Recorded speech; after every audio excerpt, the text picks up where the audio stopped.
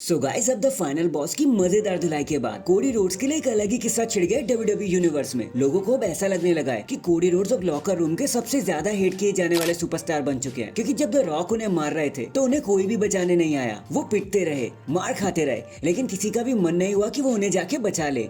अगर Cody Rhodes होते ना तो वो कब का आ जाते किसी भी स्टार को बचाने। फिर फर्क नहीं पड़ता कि वो उनका दोस्त है या दुश्मन। जे उसो, सैमी ज़ेन या फिर सेथ रॉलिंस, कोई भी नहीं आया उनकी जान को बचाने। कुछ लोगों का तो यहाँ तक कहना है कि सेथ रॉलिंस तो जानबूझकर ही कोडी रोड्स को बचाने नहीं आए ताकि द रॉक कोडी रोड्स को हमेशा के लिए आउटलाइन कर दे। इससे सारी limelight and spotlight Seth Rollins को ही मिल जाएगी। एंड जो स्पॉट कोडी रोड्स ने उनका चुरा लिया है रेसलमेनिया की मेन इवेंट का, वो सेथ रॉलिंस को वापस मिल जाए। अब देखो ये तो काफी फार फेच स्टेटमेंट हो गया, शायद ही कोई सच्चाई होगी इस चीज में, लेकिन पॉइंट तो एकदम करेक्ट है। कोडी रोड्स को कोई भी बचाने नहीं आया, फिर चाहे वो कोई भी हो। कोडी रोड्स तो बस पिटते ही रहे और एक परिंदे ने भी पर नहीं मारा उन्हें बचाने के लिए। खूना खून हो गए वो, भरे बाजार में रॉक ने पीट दिया भैया उन्हें, लेकिन उन्हें बचाने कोई नहीं आया। लेकिन आप इस वीडियो को एंड तक पूरा देखना, क्योंकि हम आपको बचा लेंगे। एंड नाउ आप देख रहे हैं रेसलमैनिक्स एंड सब्सक्राइब करना तो बनता है। वेल रेसलमेनिया अब एक ही हफ्ते दूर है, हमारी नजरों के सामने उसका पूरा हालचाल बस आने ही वाला है। इसलिए मैंने सोचा कि आपको कुछ लेटेस्ट पिक्चर दिखा दूं जो रेसलमेनिया की स्टेज को लेकर है। अभी तो पूरी तरीके से स्टेज नहीं तैयार हुआ है, लेकिन इतना पता लग रहा है कि जैसे कंसेप्ट स्टेज में हम देखा करते थे ना, मतलब एनिमेशन जो भी यूट्यूब पे घूम रहे हैं, कुछ वैसा ही WWE स्टेज भी बना रही है। अब देखते हैं WWE इसको कितना ऊपर तक लेके जाएगी। इसके बाद रेसलमेनिया 40 फिलाडेल्फिया के लिए 2 मैचेस अब और बुक किए जा चुके हैं, जहां सबसे पहले स्मैकडाउन के एक्शन के बाद अराइवल के बाद Jade Cargill, Naomi and Bianca Belair face करने वाले हैं the team of Asuka, Kairi Sane and Dakota Kai को in a 6 women tag team match. And then father versus son एक बारी फिर से हमें लॉक ऑन करते हुए नजर आएंगे, बट इस बार एक टैग टीम मैच में रे मिस्टीरियो एंड ड्रैगन ली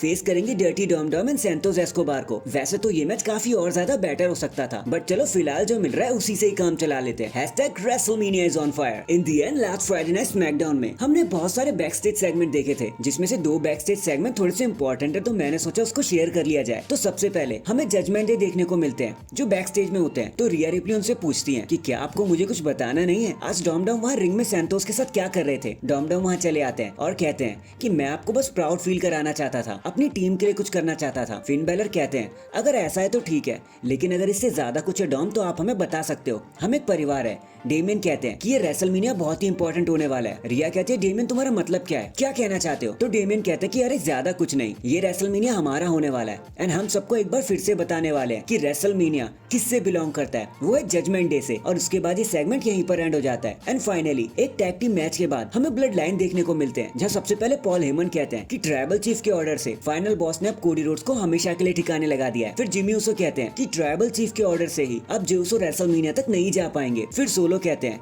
कि by the order of tribal chief अब नेक्स्ट वीक कोई भी हमारे सामने नहीं होगा, सबको पीट दिया जाएगा। एंड इसी वार्निंग के साथ ये सेगमेंट भी यहीं पर एंड हो जाता है। So that is it guys, अभी के लिए तो बस इतना ही। आप मुझे बताना कि कोडी रोड्स को सच में लोग इतना हेट करते हैं कि उन्हें कोई बचाने ही नहीं आया? कमेंट करके जरूर बताना। एंड चैनल पर नया है तो चैनल को जल्दी से लाइक एंड सब्सक्राइब कर दो। बाकी मैं मिलता हूँ आपसे किसी और अपडेट के साथ, तब तक के लिए अपना ख्याल रखें और खुश रहें।